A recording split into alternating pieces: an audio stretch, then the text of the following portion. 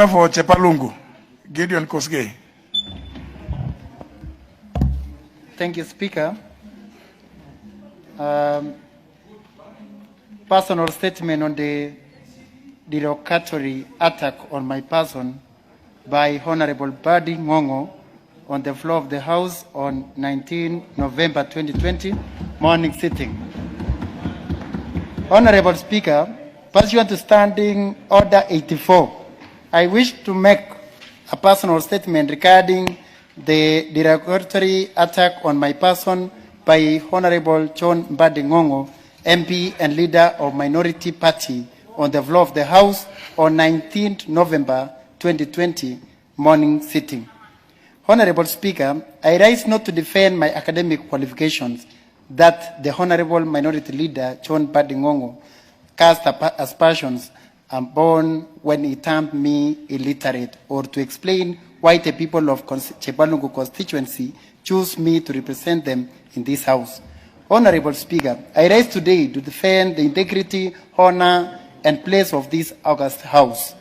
Honorable Speaker, I had a chance to visit the Parliament presence while in Standard 8 in Kabisimba Primary School in the year 1998. While on a school tour as a kid, I was awed by the magnificence of the Parliament building, the civility of the staff members, and friendliness of the MPs we came across.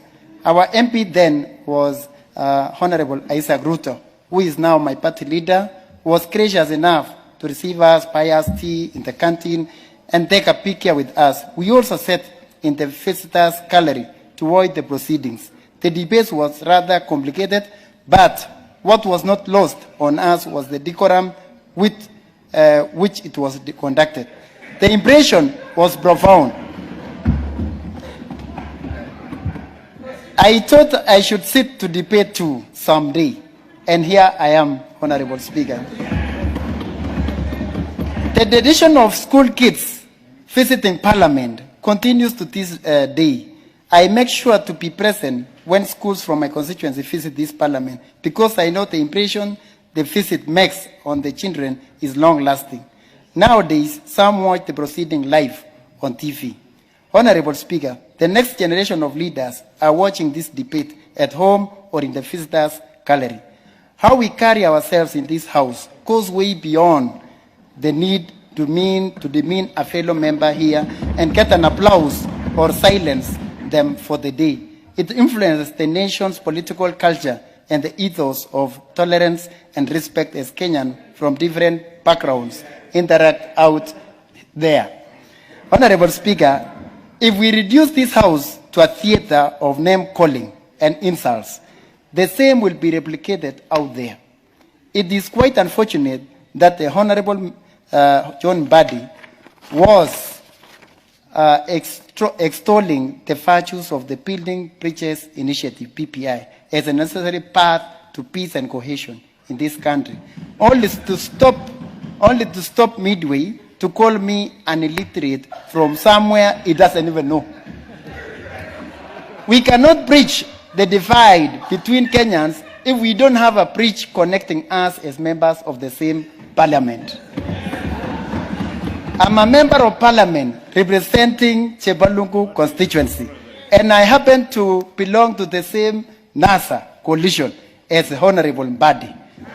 For some reasons, Honorable Mbadi seems to have forgotten that CCM, the party that sponsored me to Parliament, belongs to the same coalition as Mbadi's ODM party. If Mbadi does not recognize the bridge between our parties, then building bridges between world communities is indeed a daunting one. My point of order that day was a very constructive one, and Mbadi let me finish. Our country has experienced election-related violence since the advent of the multi-party democracy in 1992. It took the handshake between Kibaki and Raila in 2008 on the steps of Harambee House to stop this country from descending into a full-blown civil war. This House was instrumental in enacting laws that made the Grand Coalition government possible. Then years later, in 2018, Honorable Raila and President Uhuru Kenyatta did another handshake on the step of Harambee House after demonstration rocked this country following yet another election dispute. PPI is the fruit of that handshake. This House again is a key cog in the process towards its full realization. Honorable Speaker, this House is called the August House for a reason. As a reminder, August means respectable, distinguished, exalted, hallowed, and venerable. It is almost like a place of worship because the deliberations we make here impact the lives of the people in very significant ways, both current and future generations. Our words and deeds should live to the expectations. Honorable Speaker, to correct the impression created out there by that unfortunate slap by Honorable Mbadi, that this House may be populated by people with dubious academic credentials, it is worth noting that Mbadi and I share an alma mater in the University of Nairobi, where we both studied Bachelor of Commerce. Honorable Babu Owino and I met in some classes, while Honorable Naomi Shapan and I were contemporaries in Kenyatta University, where I studied my master's in the field of commerce. It is rather a very interesting coincidence that Mbadi and I studied the same first and second degree. Is an elite, same first and second degrees. Is as illiterate or as educated as I am. The choice is his to make. I hope PPI will not dictate that we give out our academic certificates for perusal before making a point of order in the future. I therefore seek for the Speaker to compel Honorable Mbadi to retract and apologize to me and to the people of Chepalungu constituency. Thank you, Honorable Speaker. And if allowed, I'm also here. If allowed, I'm also here to table my certificates for perusal.